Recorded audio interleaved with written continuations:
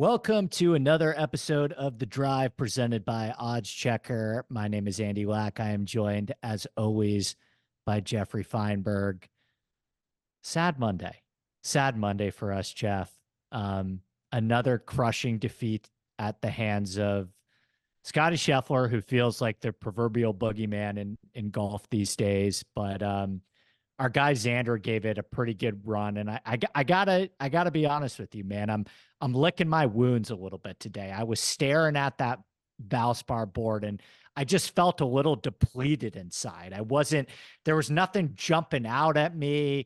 I was throwing myself a little bit of a pity party, but hopefully talking to you, talking through the board can get me a little inspired, and we can get off the schneid this week at what I think is a good tournament, a fun golf course. So how are you today, my friend? Probably better than you, but like you and like many others licking their wounds, be it with Xander, Wyndham, Brian Harman. All three of them clearly could find multiple places where they let that thing get away from them. Did you have multiple of them, by no, the way? not me, I just but had Xander. I just had Xander too, but I know some of our friends had Our multiple. friend Brian had all three. But within many people, most people had one of them. Brian Harman was really popular because he had those early huge numbers that I couldn't access being away from my books last week. Scotty he took it, and the other guys all had their chances. I don't know. I don't want to beat it down. Wyndham's still a hero. Brian Harman's, nails, and Xander's shoots 19 under at Sawgrass, but still feels like he's a bit of a choker. So I don't know what to say to you, Andy. Let's just try to lick our wounds. Like you said, it's Valspar time.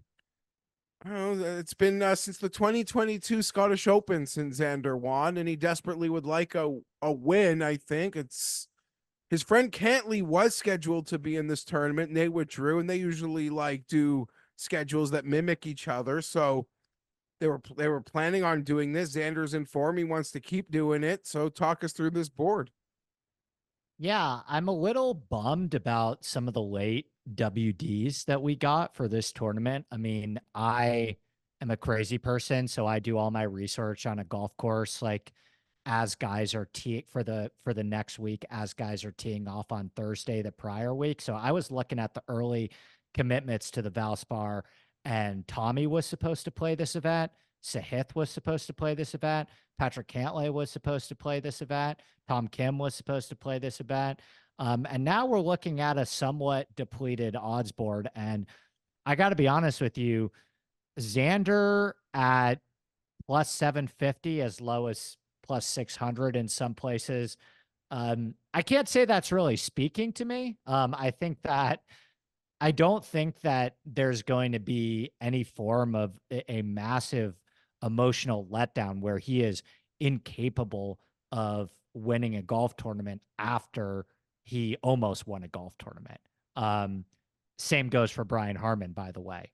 But the only real name at the top, and, I've gotten a lot of things right this year, Jeff, but I've gotten a few things wrong, and I'm starting to get to the point of Justin Thomas where I don't know how much longer I can get away with saying that he is a good bet and has a good chance to win. He broke my heart at Riviera, bad miscut.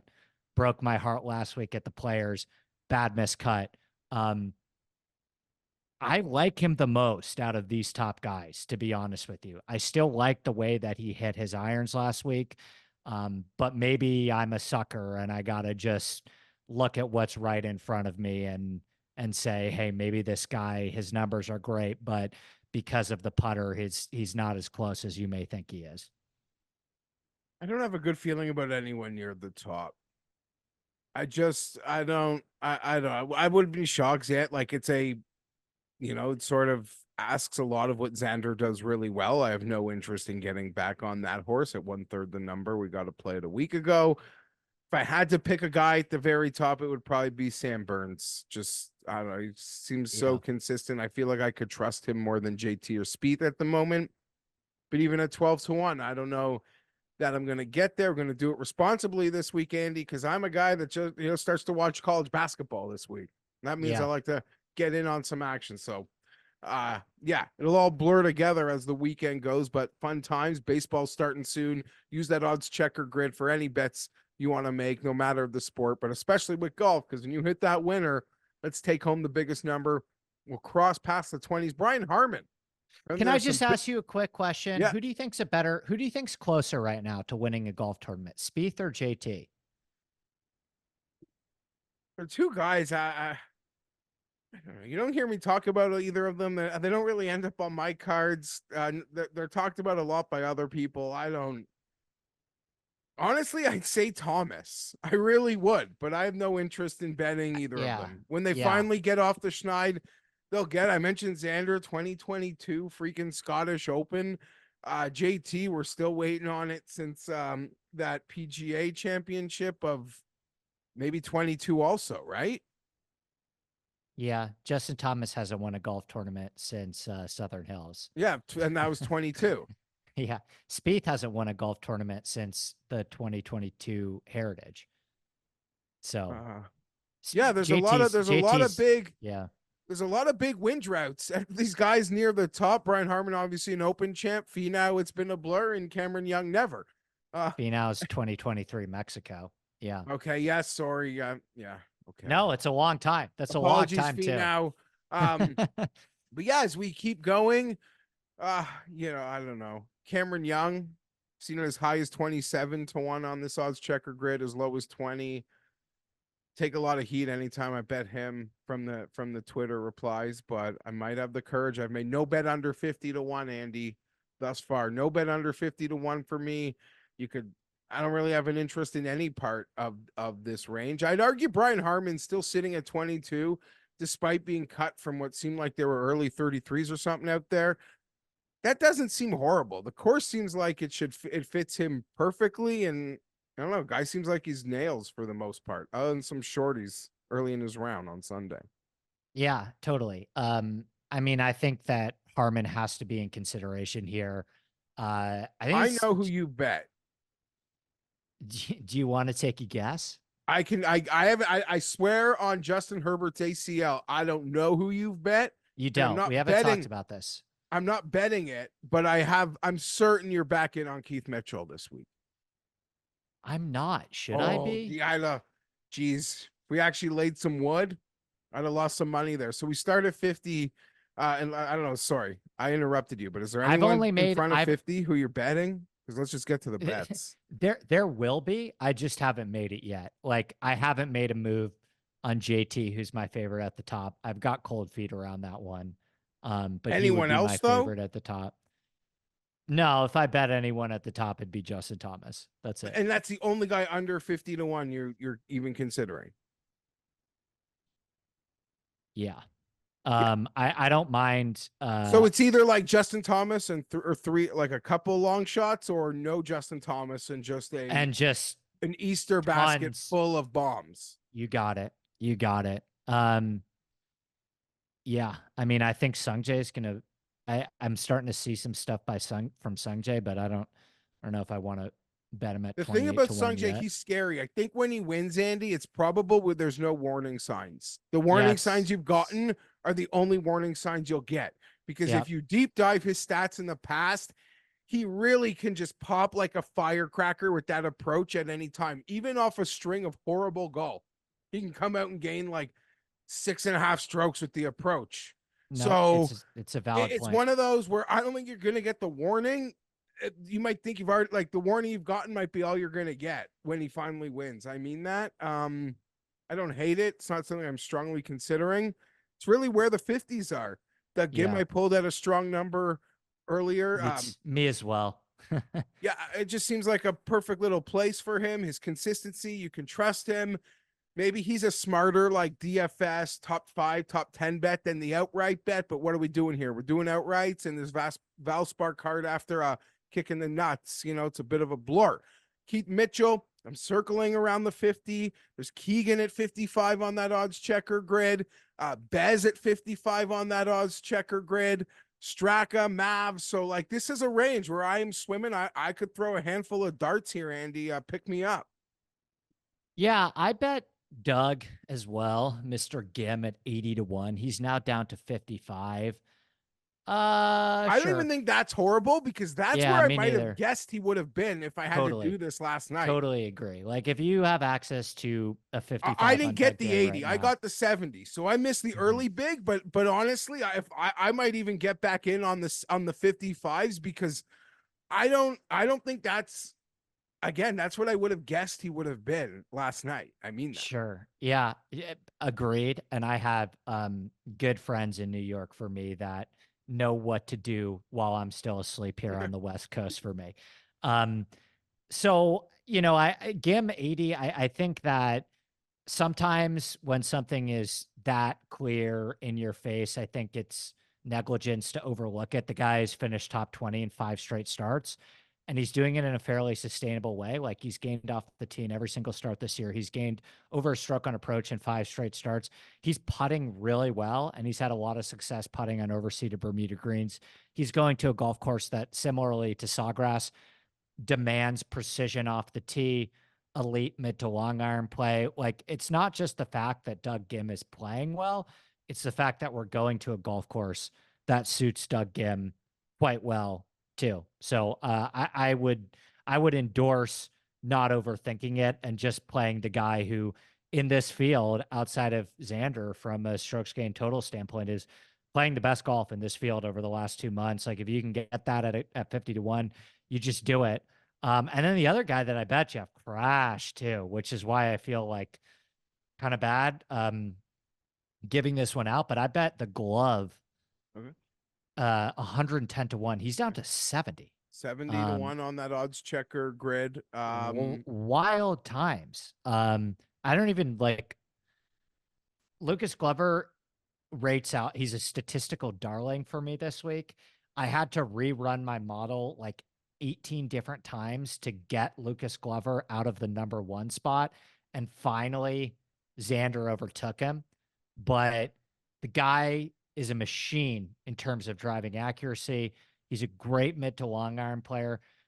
Him getting hot at the end of last year, Jeff, and winning back to back at Wyndham and Memphis was not just a result of a player getting hot at the right time. It was golf course dependent as well. Like you want to play Lucas Glover on firm southeastern Bermuda narrow golf courses with thicker rough and firm greens that emphasize accurate driving and mid to long iron play, overall approach play.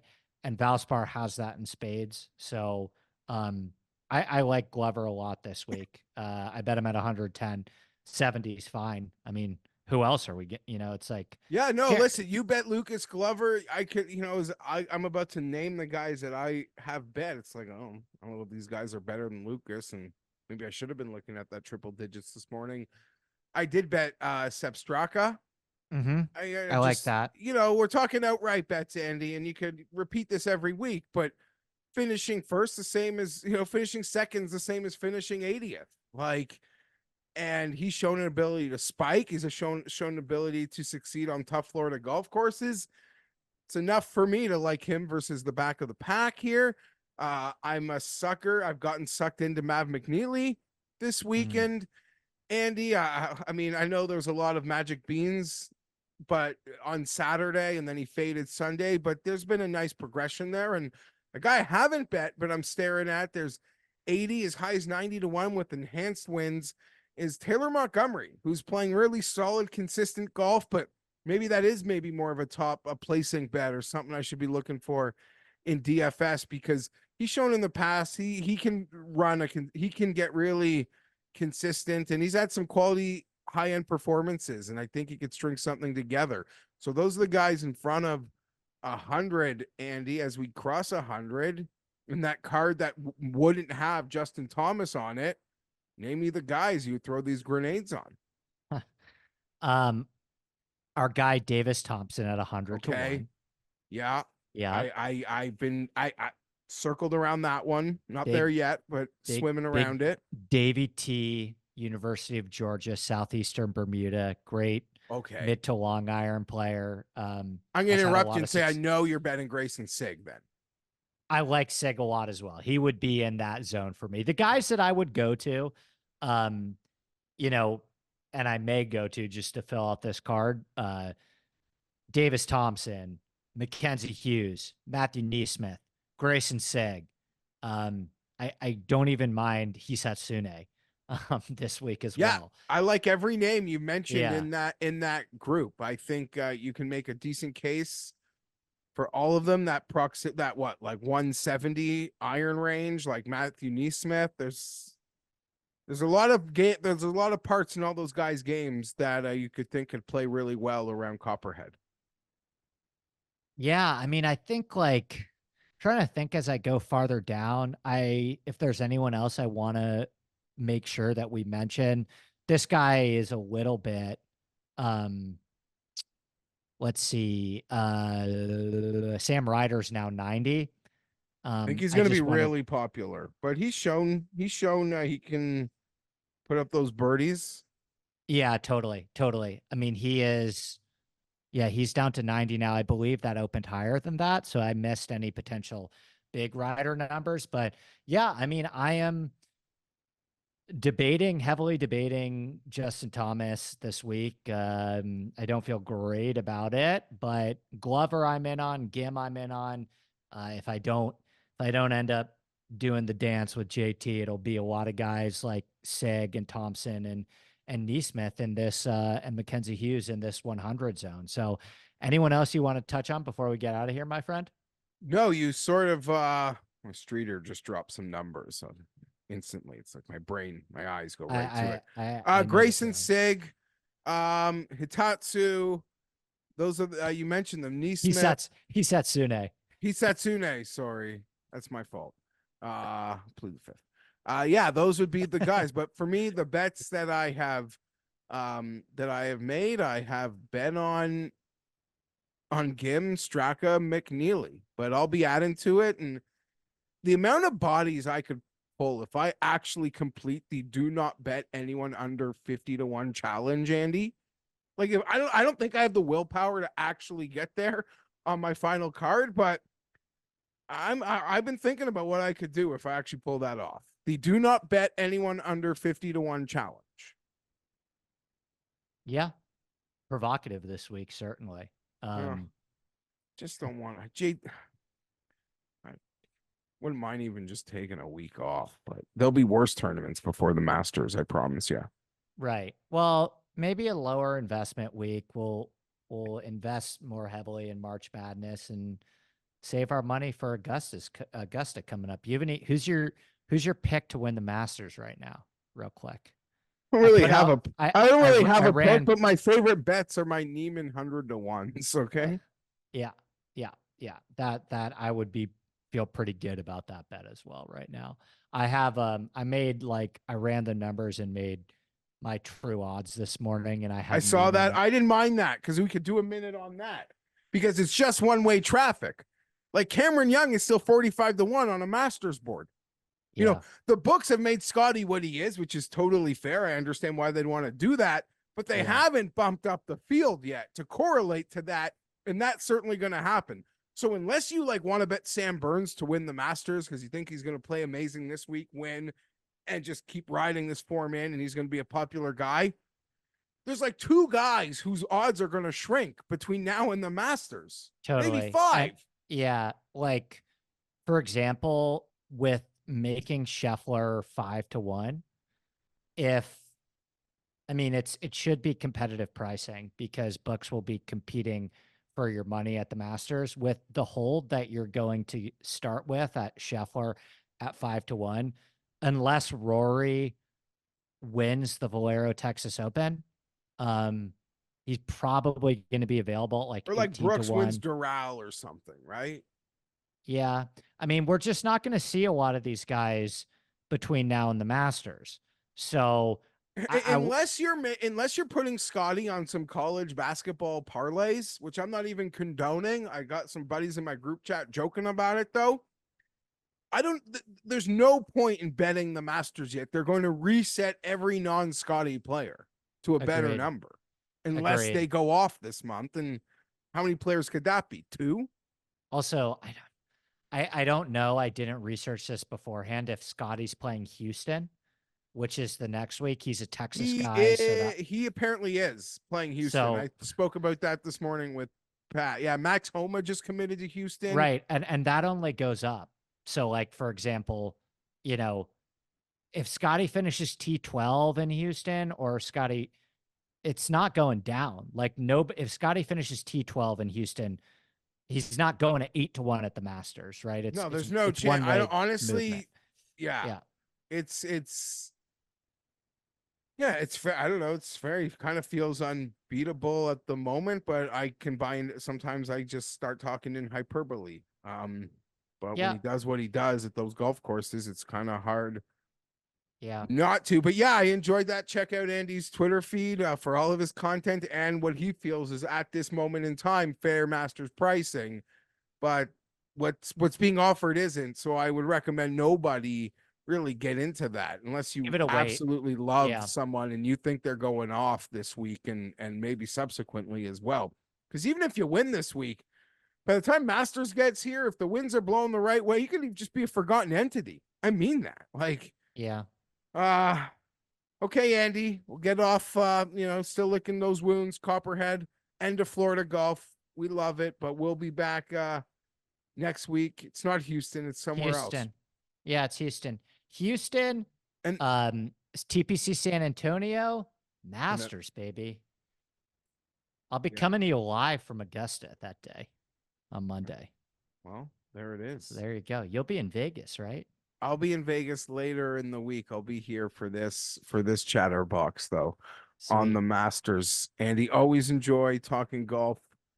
Always enjoy talking golf with you. Hopefully without Scotty, we can one of these good players can knock something off finally. We'll see. For Andy Lack, I'm Geoff Fienberg. Join us next week here at oddschecker.com. Hit the like.